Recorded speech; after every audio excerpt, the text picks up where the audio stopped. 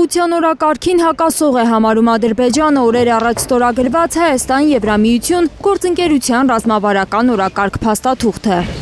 Այսօր Ադրբեջանի արտաքին քաղաքական գերատեսչությունը հայտարարել է, թե Ադրբեջանի ռազմական գործողություններից հետո փախստական դարձած Ղարաբաղի հայեր արտահայտությունը, որ օգտագործվել է այդ փաստաթղթում, ակնհայտ կողմնակալ վերաբերմունքի դրսևորում է։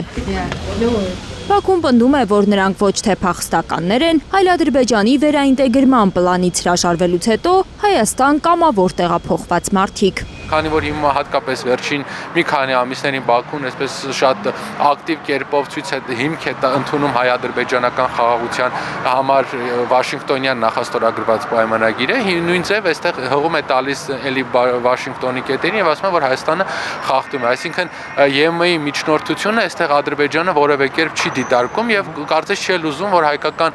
կողմը ինչ որ օգուտներ ստանա Եվրոմիությունից։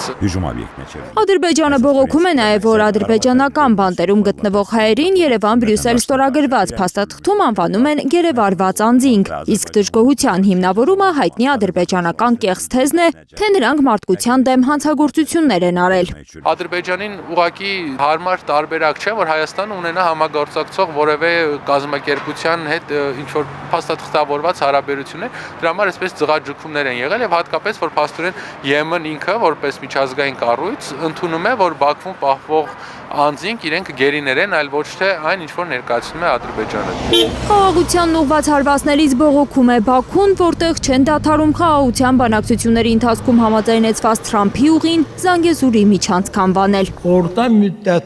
Այս անգամ Ադրբեջանի վարչապետ Ալի Ասադովն է հայտարարել, թե մոտ ապագայում Զանգեզուրի միջանցքը կարևոր դեր է խաղալու, դառնալով ինչպես միջին միջանցքի, այնպես էլ հյուսիս-հարավ միջանցքի հաղորդակցության նոր ուղի։ 3 օր առաջ էր Դոհայում Հայաստանի անվտանգության խորհրդի քարտուղար Արմեն Գրիգորյանը հորդորել Ադրբեջանի նախագահի օգնական Հիկմեթ Հաջիևին չօգտագործել Զանգեզուրի միջանցք ձևակերպումը, որովհետև այն անընդունելի է Հայաստանի համար։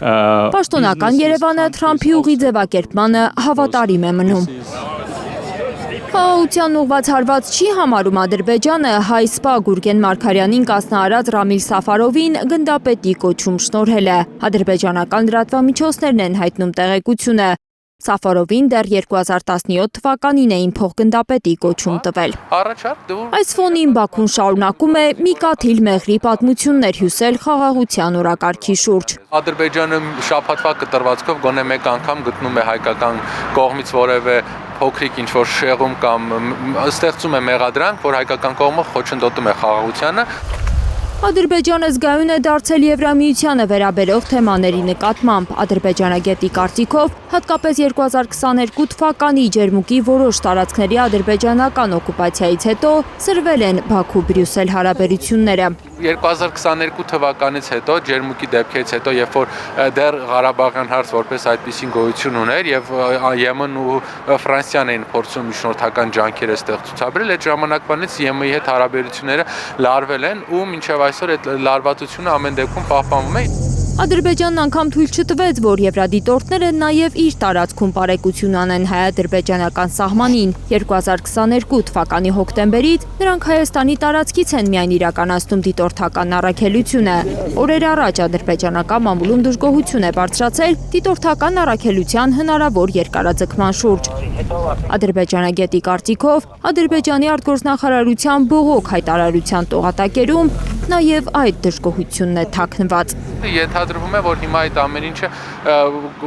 համակարգված փաթեթային տարբերակով ներկայացրին հայկական կողմին։